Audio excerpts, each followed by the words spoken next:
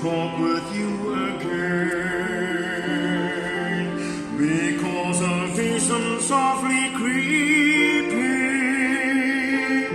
left me teach while I was sleeping,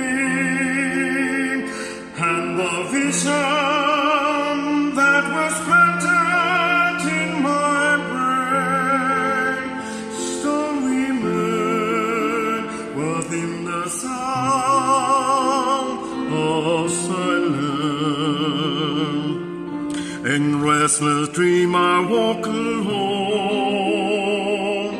narrow streets of cobblestone, neath the halo of a street lamp.